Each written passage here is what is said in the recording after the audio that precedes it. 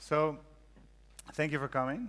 I'm surprised you're here because Harold Jarkey is speaking at the same time. And basically everything I'm going to say is just a sort of weak version of his arguments. So I guess this is the overflow of his conversation. I'm just kidding. So I think it's actually sort of important to know who you're listening to.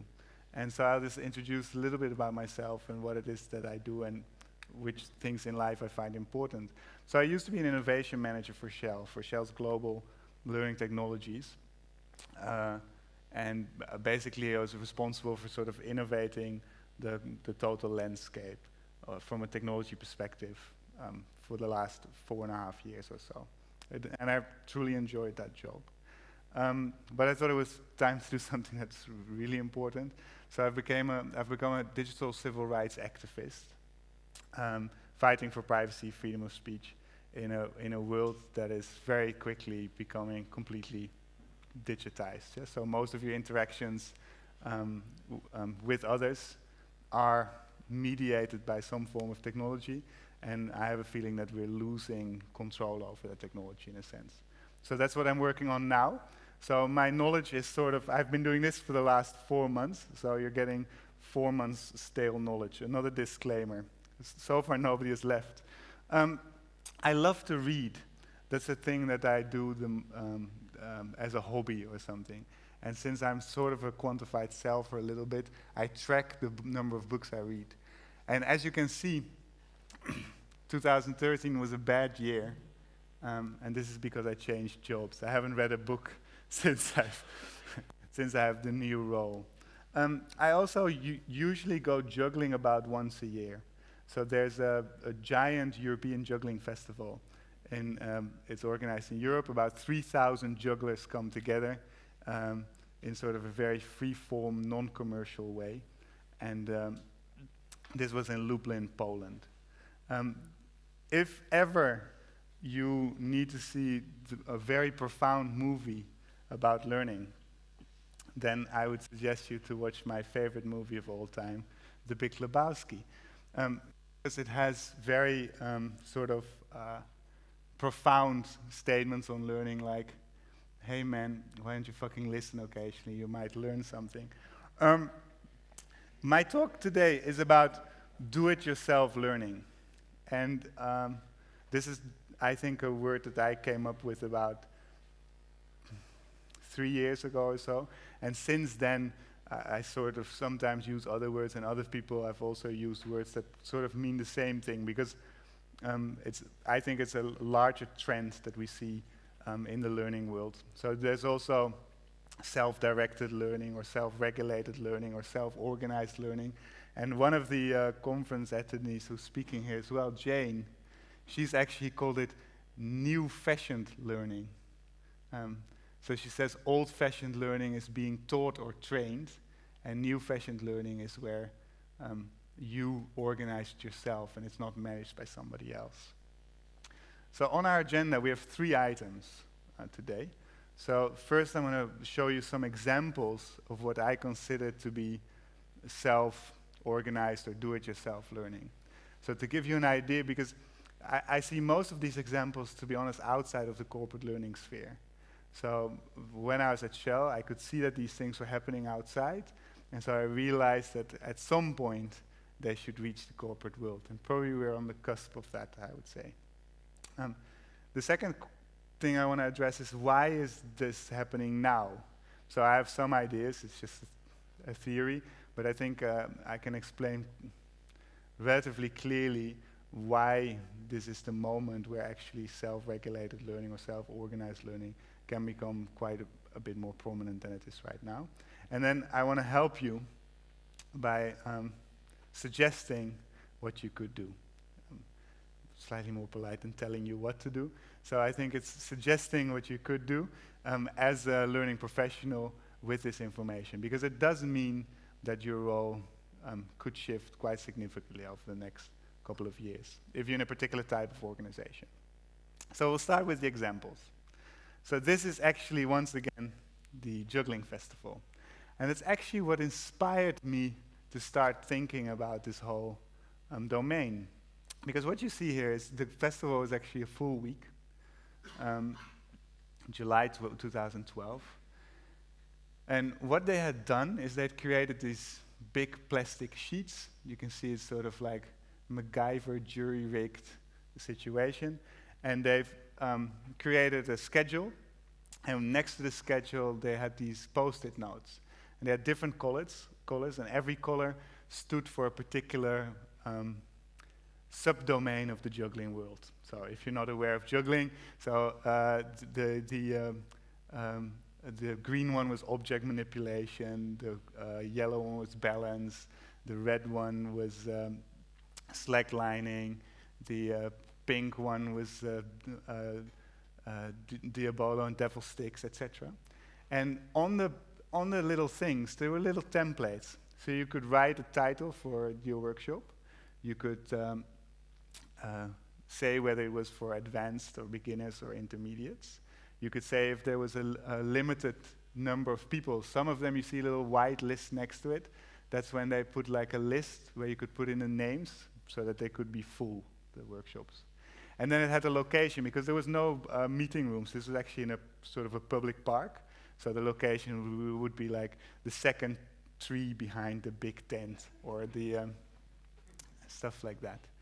And what I loved about this is that there was the only thing that people did to organize this was put up the sheet and created the templates. Nothing else was organized for it. So there was nobody checking whether you had the right credentials to give a workshop, whether you actually knew anything about improving your three-ball juggling skills in advance of five-ball juggling, or if you knew how to speak Polish. That was another workshop.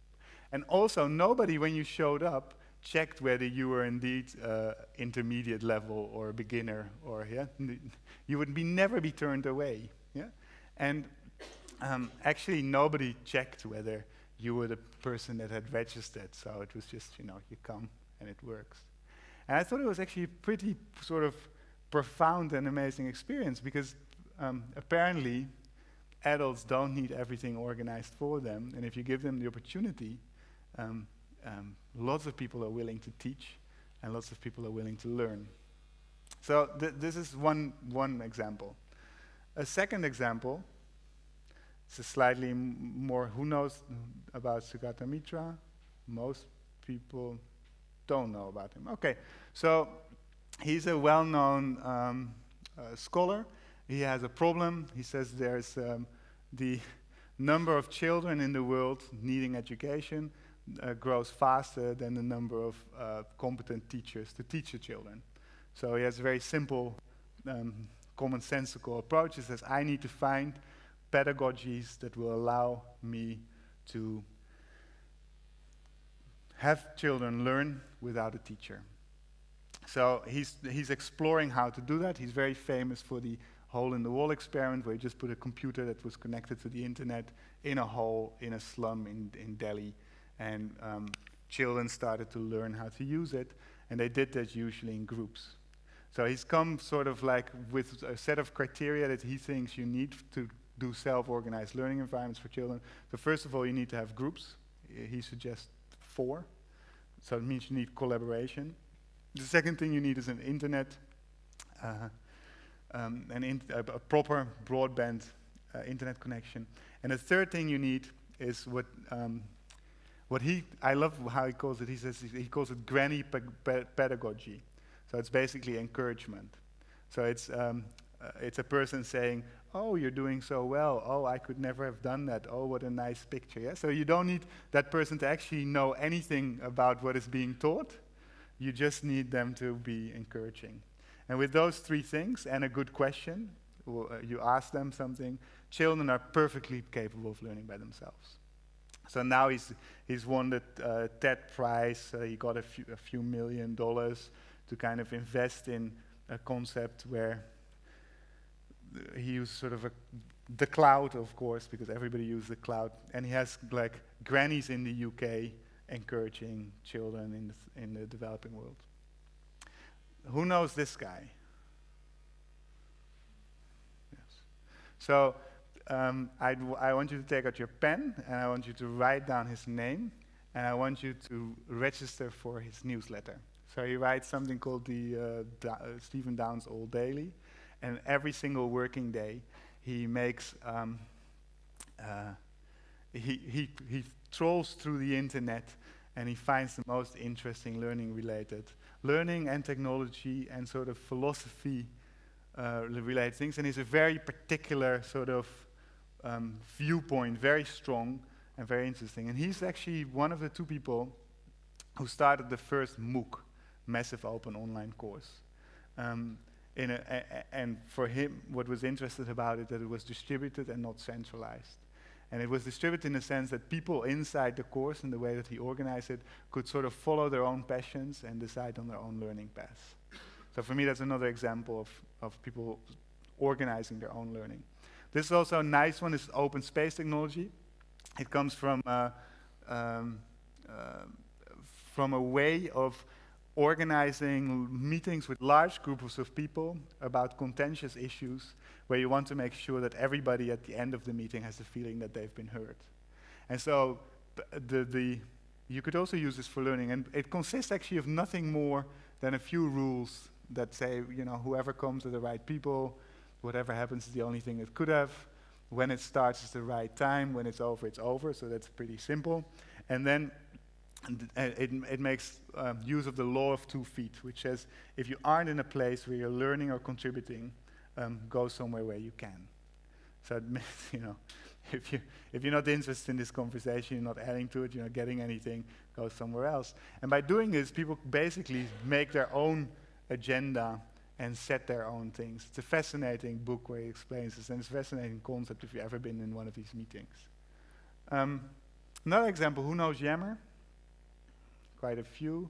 Okay, so Yammer is a sort of like a microblogging thing for inside an enterprise or inside a corporation, something like Twitter, but inside the firewall. And at Shell, we use it quite significantly. We had about 40,000 people in our Yammer installation. And what I like about it is that in its design, it actually refused to give moderation rights to organizations for certain things. And one particular thing was that anybody in Yammer who wants to start a group about anything can just do that. And there was literally no way, and in Shell you have to imagine that people would love nothing more than to be able to like have a process where somebody would be allowed to check whether this group would actually be necessary and whether we can start it, etc. And they couldn't do it with Yammer. Yammer just didn't allow it.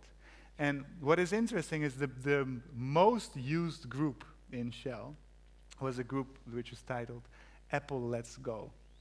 So this was Shell's Everything is Microsoft, and this was a group of about 5,000 people inside Shell who discussed with each other how you could use Apple hardware inside the Shell offices in a way that would work. And so for me, this is like the ultimate learning experience, yes? So people organized themselves. Lots of knowledge was shared, yes? So as soon as there was an Apple update, everybody knew about it and how to make sure you install it, etc. It's an example that if you have sort of the forum and you make sure that it works, then people suddenly are capable of organizing themselves. And if they have an interest, they're very capable of learning. This is another example, Dale Stevens. He's a guy who sort of peer schooled himself. So when he was 12, he told his parents, I'd rather not go to middle school and high school. Can I organize my own learning? And his parents, you have to realize, were like teachers at Harvard or something like that. So they said, sure, of course you can do that, Dale. And he then organized like mentorships, internships, jobs, found groups that he joined, etc. And he basically organized his own education. And then when he became to college age, he realized, actually, I also don't need to go to college. And so he created this thing called Uncollege, which is, I guess you could say, it's a movement of people who try and show each other that you don't need to go to college to be able to learn and function in society. And, you know, do something that you enjoy and earn a living that way. This is the closing example. It's another personal example for me, and it's one that made me also realize what would be possible.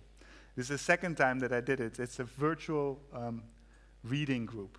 So I wanted to read Understanding Media by McLuhan, a 1964 book. Best book I've read in the last few years if you want to understand the role of technology in society. It's an incredible book. But it's very dense and very difficult. It's 600 pages. He has kind of recursive arguments. It's sort of like poetry and philosophy in the same go. So I wanted to read it with other people. So I basically put on my blog post that who wants to read McLuhan with me? And I found about 20 people from all over the world who wanted to read it with me. And I created like a little schedule, said we'll do it in 10 weeks. Every week we will read about 50 pages, and every week 2 of you will be responsible for summarizing these pages, posting it on this blog, and then we'll have a teleconference call of an hour where we sort of discuss what we read, and maybe we share some links, etc. And it was an incredibly rich experience for me reading this way and getting the perspectives of other people on the book. And you have to think about, what allowed me to organize this with such little effort. So that's why we get to the following question. It's the question of why now? So why is self-organized learning becoming so relevant? And I have a few things that I think can be the reason. I don't say that it's exhaustive, and feel free to disagree with me. But the first one is I think the rate of change is becoming incredibly fast.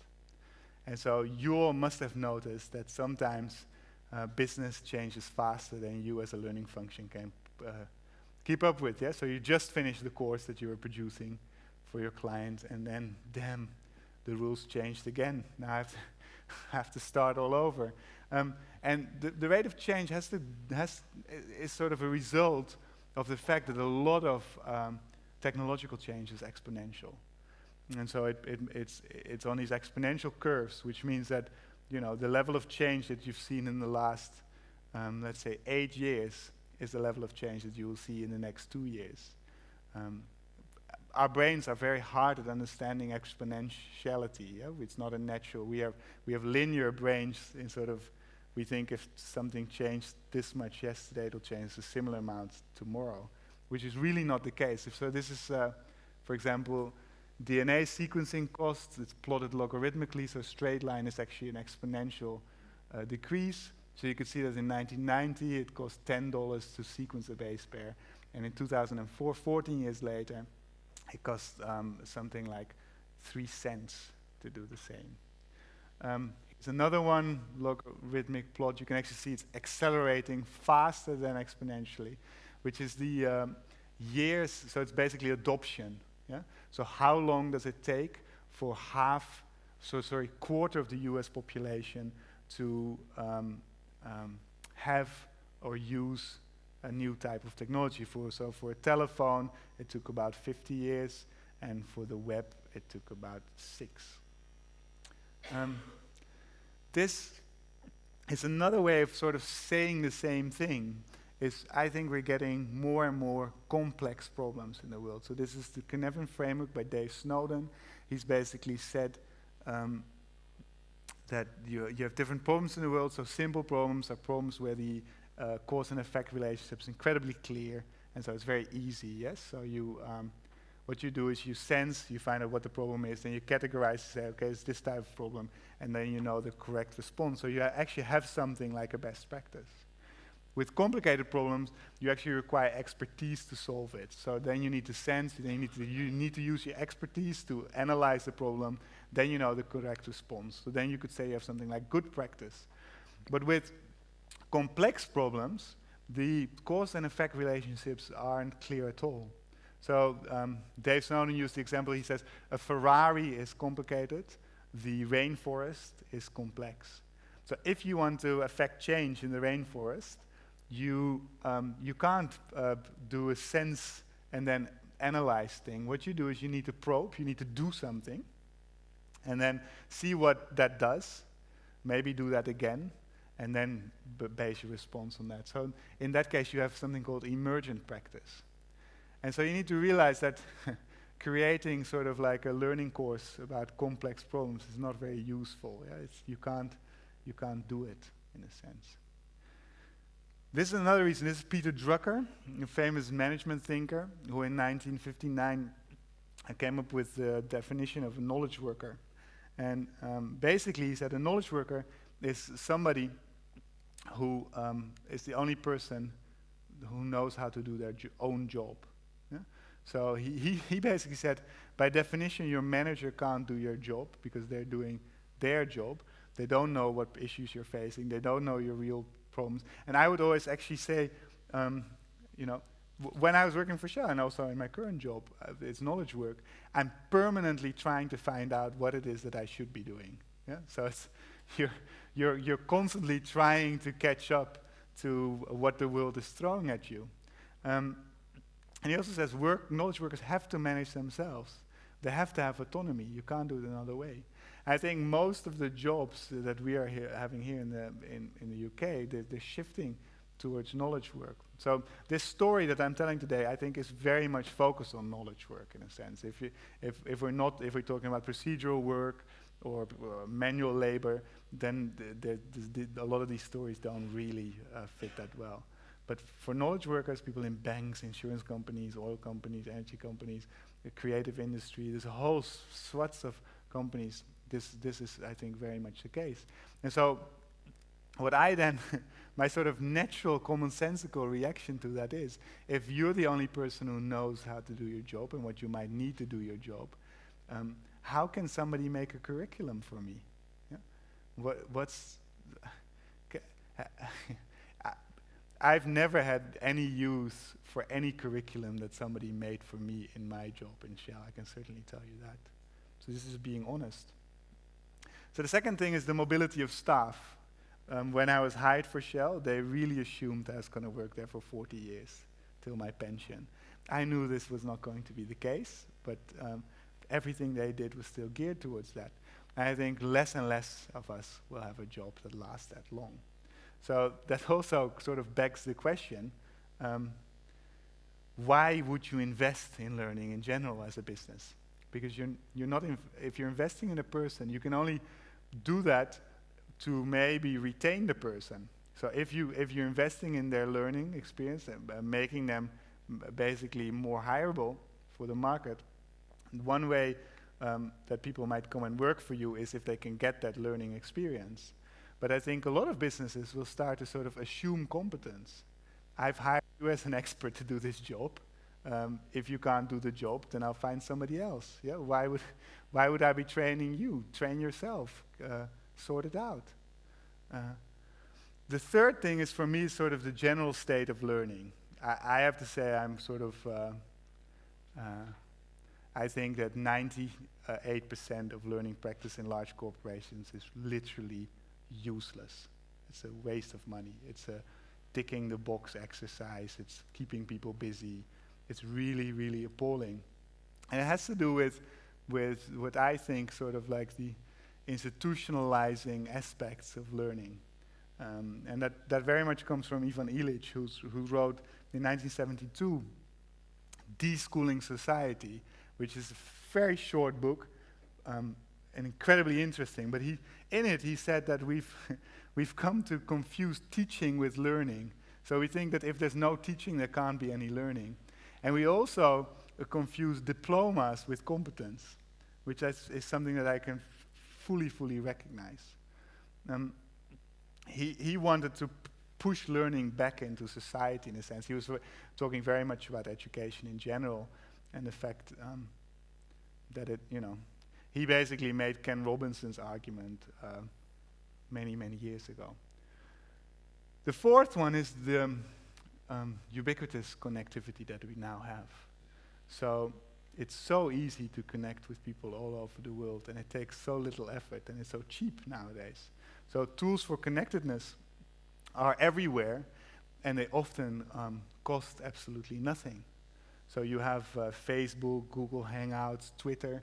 These are all tools that are free in the sense of, what in the open source world we say that's free as in free beer, meaning you pay nothing for it. But you also have tools like WordPress, which is truly free. Free as in free speech. And so this slide is purposely left blank. This is what I had when I was preparing to do my first talk on this topic at the Macy's Learning Conference in late 2012. And it literally took me 2.5 hours and $42 US to have this website up. And this was basically a website that showed the examples that you've already seen, some of them today, and it allowed people to suggest principles, so things that learning functions should be doing, that we see this, and suggest other examples. And this allowed me to connect with people who were at the conference, with people who weren't at the conference, and it basically created sort of a learning experience before my talk, and it cost this much. Yeah? So that's not a lot. And it means that we can now actually create Illich's solution, one of his solutions for education. He was doing it in 1972, so he imagined people going to like a central phone near some public office in the center of their town and calling the phone number and then hearing what skills people were offering. And then you would say, oh yes, I would love to go and learn play guitar, and then you would go there. Now all that learning web is facilitated by the actual web, but it can still work that way, I think. So then we go to the third point, which is what can we do? What should we do? And so what I'd love to do, so I'd like to do a little experiment. I will leave the room for 15 minutes. Yeah, so I'll be back at 2:40. You will work in groups of 3 or 4 at your tables, and you will come up with what you think the learning function should do with this information. Yeah? Any questions about that assignment? With the information you just shared? Yes, that would be nice. Well, you can also ignore it. Yes? So I'll be back. Nigel will join me outside.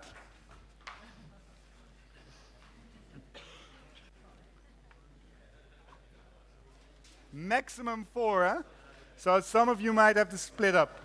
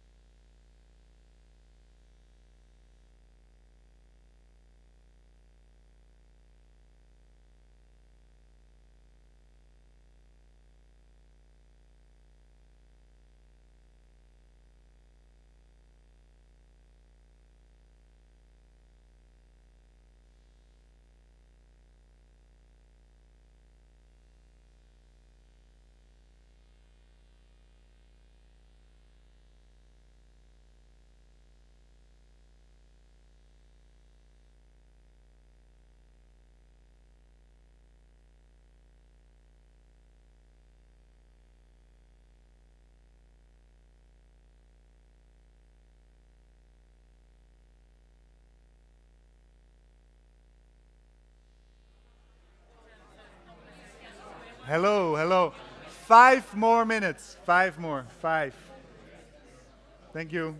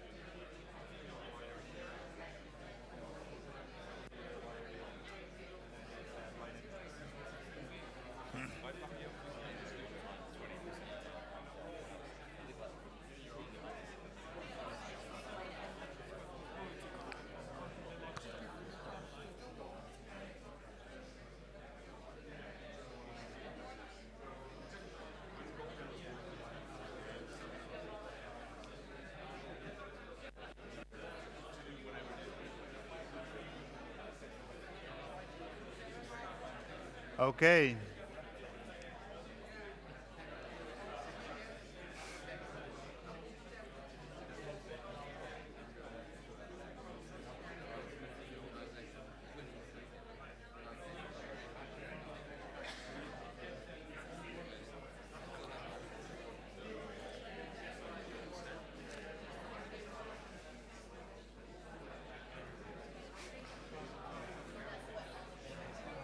Yes. so, so you're right. It's gone. Okay, Yes. come back to the plenary, just momentarily, please. Stop learning, please. So,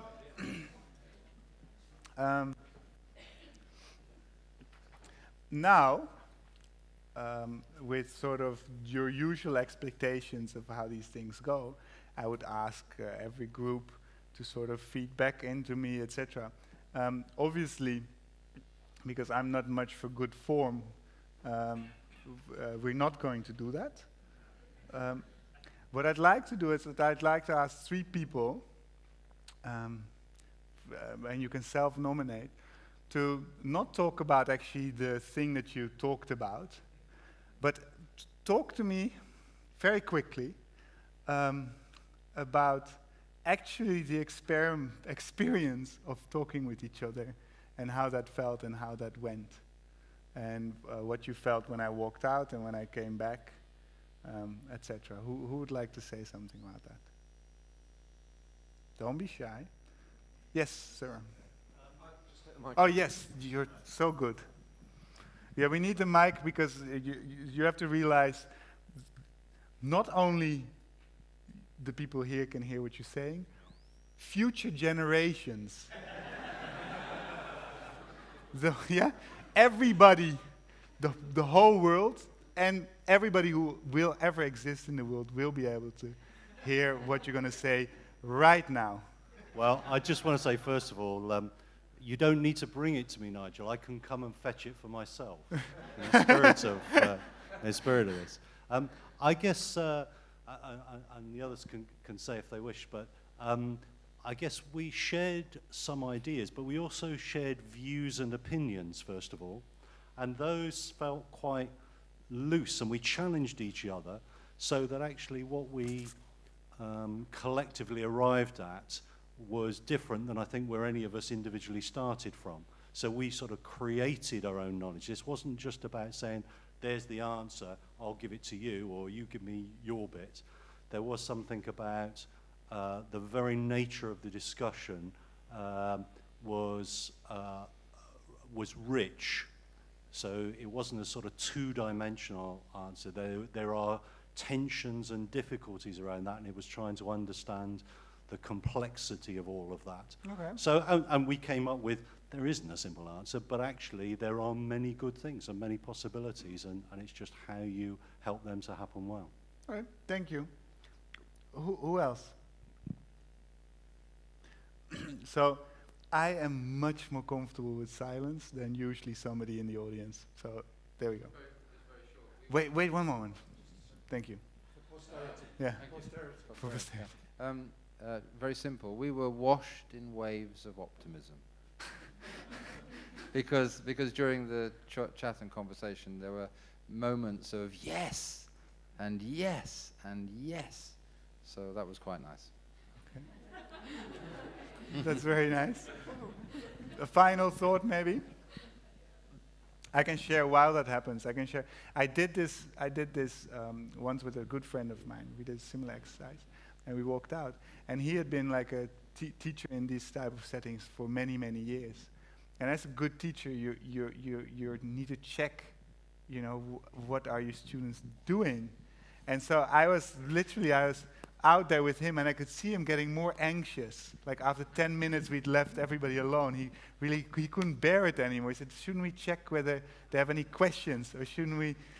He could not let go. It was very interesting. So I think for me at least, I can't speak directly for the others, is that I just felt we got lost in our own conversation. So for me, it was very much forgot about the rest of it, forgot about you actually. And until it happens. Until you called us back, and then we had a rich conversation around that and learned a few things along the way. Oh, that's good. So thank you. So what I'll do is I'll show you a few of the things that I think you could be doing, and then maybe I'd ask you to raise hands if you sort of discuss that.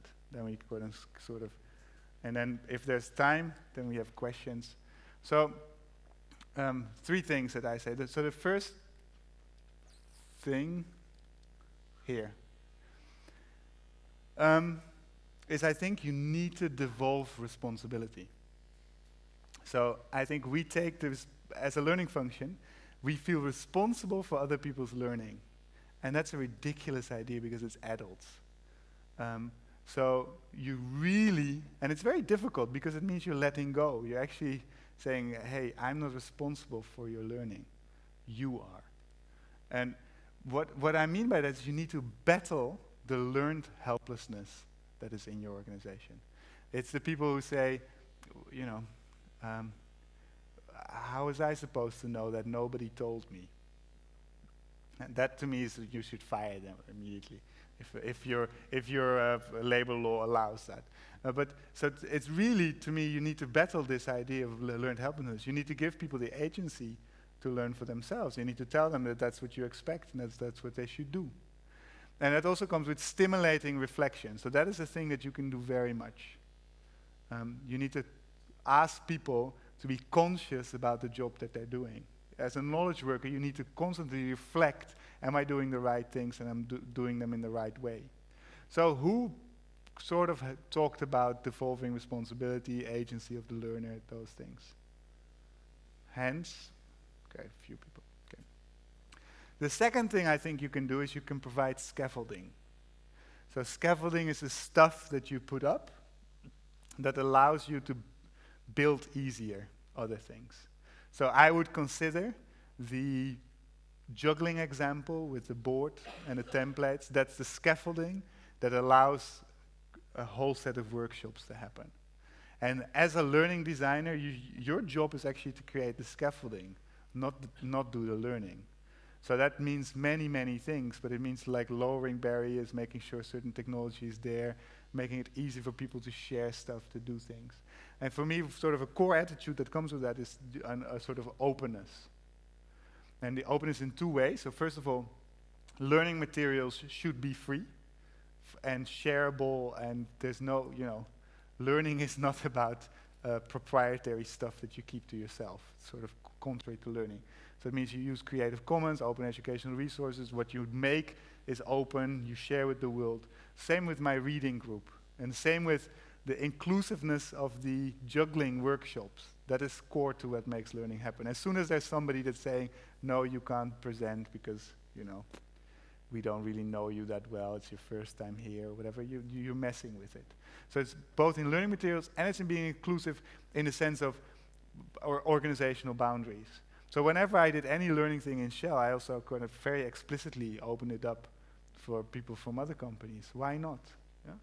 I can sometimes know why not. I'm not stupid or naive, but there's the ground, the starting point should be you're open, and then only if it's not possible you close, not the other way around.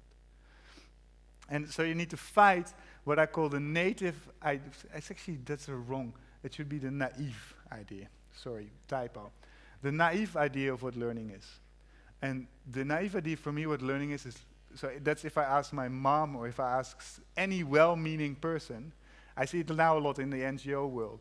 They want to teach people about privacy. So what are they going to do to teach people about privacy? They're going to create learning materials. Because learning, it means I need to have content. And for me, learning isn't content. It's the other way around. Content is not learning. Learning is about doing things. Only by doing can you learn. There's no other way. Learning is a do-reflect cycle. So you have to get rid of that. And so it means that you can design experiences. Don't design content. Design experience for people in which they do something that will make them learn for themselves. Yeah? Who talked about this? Yeah, and then nurture communities of practice. Who talked about sort of being open, about providing scaffolding? And this is the sort of the title that Donald forced on my talk, which is to go from directed learning to facilitated learning. Yeah? The role as a facilitator means you organize the scaffolding. And so the final thing, and this is a pretty... So if you would ask me in 10 years' time, what will be sort of the topic of this conference, I think what will have happened is that the unit of intervention will have changed. And with that, what I mean by that is, currently, if you're in learning, your unit of intervention is an individual. You focus on changing an individual, on making sure they know something, that they do something, that they behave in a certain way, that they, whatever it is. And since I told you about this thing about the mobility of a worker, it actually makes very little sense to, invest in an individual. And especially since individuals invest in themselves already. So what you should be doing is you should work on teams and culture. So I would predict that we will see a shift in learning, not towards talent management or integrate all that story. For me, the shift will be, we will become, if we're going to stay relevant, we will become sort of change specialists, organizational effectiveness people who are experts in making teams become better rather than individuals. Who had this point? Nobody. Well, then I'm probably wrong. So what I'm trying to tell you is that learning is about change, so you are in the change business. So that was all for now. We have 10 minutes, so I can take some questions. The slides are up. And you can email me, but please be interesting.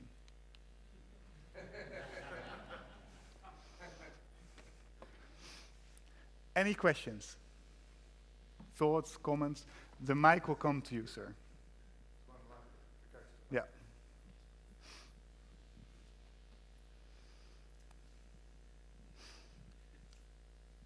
Thank you. You talked about people taking responsibility for their own learning and sort of the organisation handing that over to them. But there are a group of people, particularly in my organisation, who don't want to take that responsibility. Yeah. How do you go about encouraging them to do so? You ignore them? Sadly, it doesn't work quite like that.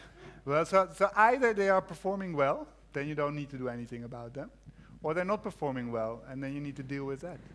So I think we have way too much, certainly in Shell, which I always surprised me very much. Yeah? So Shell, everybody's overpaid by about twice what they should be earning for the rest of the market. That would include me. And there was, to be honest, Shell's a great company, has incredibly smart people, but also was a lot of people who were just not performing well, who I would consider incompetent. And it was very surprising to me the level of tolerance that Shell had for those people.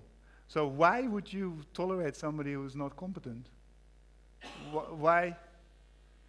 To me, so I'm a complete socialist, left-wing sort of person, but this is a labor relationship where, so either you're competent for the job or you're not. A commercial business is not really into making people do stuff that they're not capable of. That's not the job. So it's maybe not the answer you're expecting, but it is how I feel about it. It is quite harsh. I hear myself saying it, that it is quite harsh, but to me it is about performance. It's not about if they don't want to, so you don't frame it as not wanting to learn. You have to say you're not performing. What are you going to do about it? Or do you need help in here are some tools that maybe you can improve yourself with. It's a different sort of situation, but I would frame it in performance, not in, but also, you need to realize that the question comes from a mindset of them not doing the course that you've put out for them. Yeah?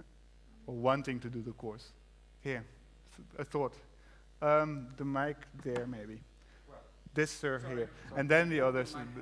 And then here. Just two reflections. One, a semantic one.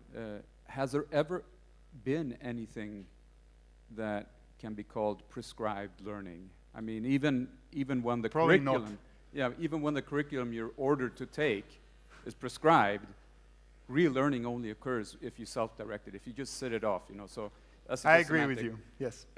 The other comment about teams, I like that point you made, and I think one of the changes that we have to pain ourselves through is to abandon our obsession with gaps. We are so gap obsessed. We look at what lacks you, and we never do that with our children.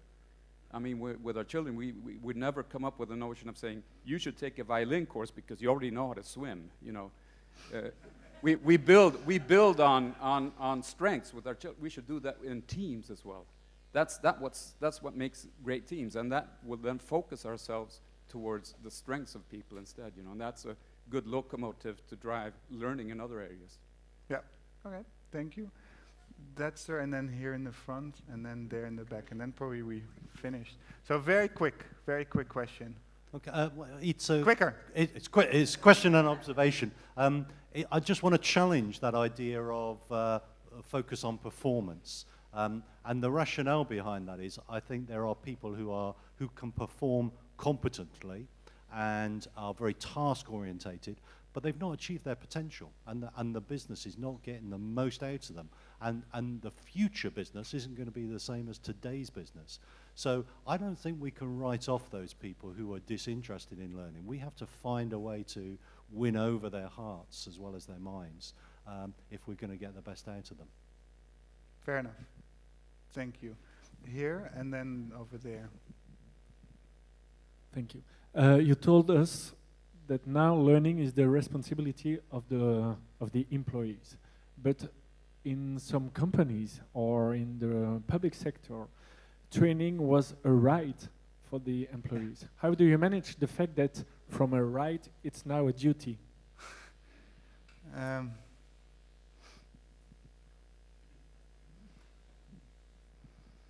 Yeah. In what way is it a right? Is it a right in the fact that you're allowed to spend some money on it, and some time on it? But for me, the separation between learning and training is a completely artificial one, because you really should have gone to Harold Jarkey's talk. He talks about learning is the work and work is the learning. So it's the same thing. So to me, training as a right makes no sense, in a sense. Does that make sense? Makes sense. So But it's not easy. no, it is not easy. No, so I would love that training budget, that individual training budget. If you please give it to people and tell them spend it on anything you like, and I really mean anything. If you want to buy clothes with it, fine. And then you just, yeah, that would be great. Yeah. About letting go, yes. To help kind of visualize what doing nothing looks like, could you describe a day in the life of a self-regulated learning manager, for example? What am I doing with my day? A self-regulated learning manager. You're making sure that your company has things like Yammer, that there's a way for people to connect with each other with as least effort as possible, that the video teleconferencing stuff works very easily with little effort, that people are allowed to have lunch and learn sessions whenever they want, that you actually pay for the lunch at a lunch and learn session, that there's a whole scope. I mean, ideally your day would start at 10 if it was me, but there's a whole scope of things that you do, and you also, I think you look at different measurements for whether you're successful. So your success should be about, is there a culture of people who love doing their job and love getting better at their job? And if there isn't, what can I do to tweak it in a way so that it goes there? Does that help? It does, Yeah? We're going to have to stop there. Well, thank you. Yeah, so we're right on the bang of the button. So whatever the title Don gave you, I don't care. I think that the whole essence of the afternoon has been fantastic. It's the right thing to talk about, and that we got the chance to talk about it, which is even more special. He also told me outside that if you click on that ZR code, you don't get the slides. Rick rolled here? You don't get the slides. You get the Rick Astley meme, and I didn't believe him. I thought, nah, he's joking. He's not joking. So I think you suddenly find you're in Rick Astley on YouTube. He did it deliberately. It's a great afternoon, and I think really Shell's loss, but the world's gain. Thank you, Hans. Thank you very much. Thank you.